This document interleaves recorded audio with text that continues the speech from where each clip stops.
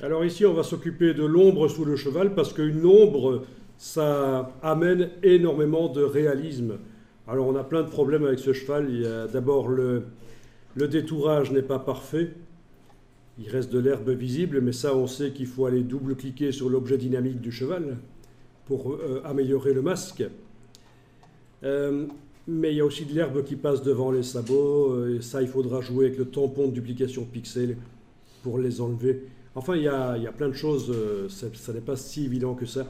Mais bon, ici, on va quand même essayer de faire une ombre sous le cheval. Et je vous propose que l'ombre, on la fasse dans une autre image, en fait. On va transférer le cheval dans une autre image. Et c'est l'occasion de voir qu'en fait, on va transférer à la fois l'objet dynamique du cheval et son calque de réglage. Et ça, on va le faire facilement, parce qu'en fait, c'est le groupe qu'on va transférer. Pour transférer plusieurs calques d'une image à l'autre, le fait de les grouper simplifie tout. Parce qu'on transporte le groupe et tous les calques à l'intérieur sont transportés. Et là, on va faire ça sur une image blanche. Donc, allons-y, on va faire une image ici. Fichier nouveau. Donc, vous avez contenu de l'arrière-plan blanc. Ok, donc ça c'est le format Photoshop par défaut, 16 cm sur 12, mais ça ne correspond à rien du tout en fait si on ne tient pas compte de la résolution. Mais donc en indiquant en pixels, c'est un peu plus parlant pour moi, 1890 sur 1417. D'accord? Vous comprenez ça, hein?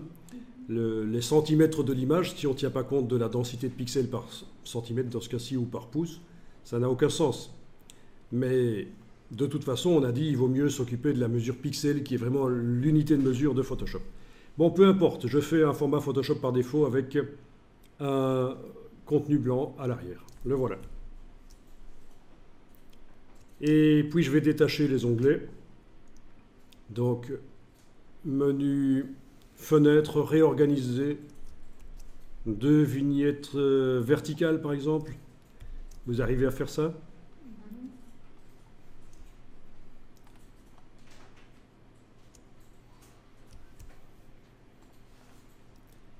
D'accord, donc dans la palette des calques, je suis en train de travailler sur l'image du cheval dans la ville.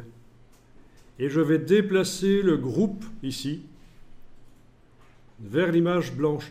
Alors certains qui connaissent déjà Photoshop vont dire, est-ce qu'il n'y a pas besoin de faire une sélection? Absolument pas, ça ferait pire que mieux. Pas de sélection. On a le cheval qui est seul sur son calque, il n'y a pas besoin de le sélectionner. Donc une sélection, pour ceux qui ne connaissent pas encore, c'est quelque chose qui apparaît en pointillé clignotant sur Photoshop et qui indique qu'on ne travaille que sur une partie du calque. Mais ici, c'est tout le groupe que je veux transporter. Donc menu sélection ne me propose pas de désélectionner et c'est parfait. Il n'y a pas de sélection. Je prends le groupe cheval, je le déplace vers l'image blanche et voilà, parfait. Donc voyons un peu, quand je vais sur l'image du cheval ici, chez moi, ah ben oui, j'ai ça aussi. Bon là, par contre, chez toi, s'il est tout petit le cheval quand tu l'as amené, c'est que tu n'as peut-être pas fait un format Photoshop standard. On va réessayer. Fichier nouveau. Essaye fichier nouveau. Ici, en pixels, qu'est-ce que ça indique? Moi j'ai 309 sur 180. Tu as 309 sur 180 et ici tu as presse-papier. presse-papier. C'est parce qu'il y a quelque chose qui a été copié. Donc choisis format Photoshop par défaut. En effet, quand il y a quelque chose qui a été copié dans le presse-papier, une image, quand on fait une nouvelle image, ça prend d'office les dimensions du contenu du presse-papier. Donc c'est tout simplement ça, format Photoshop par défaut. Voilà, et tu déplaces le cheval et il va ressembler à ça. Ça y est. Alors, visiblement, le format est trop petit pour contenir le cheval, mais c'est pas grave, je vais l'agrandir. Donc je travaille sur l'image de droite et avec l'outil de recadrage, je vais prendre les poignées et agrandir pour que le cheval soit entouré de davantage d'espace. Et il faut qu'il y ait pas mal d'espace en bas parce qu'on va créer une ombre sous le cheval. Donc n'hésitez pas. Vous validez avec le petit V. Et voilà, on a agrandi l'image qui maintenant a plus de pixels. On est passé à 2225 sur 3002 pour cette image à droite, alors qu'au départ, ça faisait 1890 sur 1417. Chez moi, c'est un peu changé de semblant. Donc certains parmi vous ont en effet de la transparence qui est apparue. Alors vous avez un calque en bas, sous le groupe du cheval, évidemment. Vous allez l'activer et vous allez dans Édition, Remplir.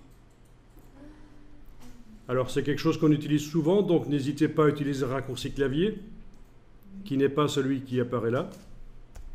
Le raccourci clavier, c'est majuscule suppression. Je vous montre sur mon petit visualiseur de clavier. Quand vous enfoncez la touche majuscule et la touche suppression, ça appelle la boîte remplir. Donc c'est pas plus mal, comme on doit souvent aller dedans, de se souvenir de ce raccourci. Remplir avec quoi? Remplir avec blanc, normal, 100%. OK.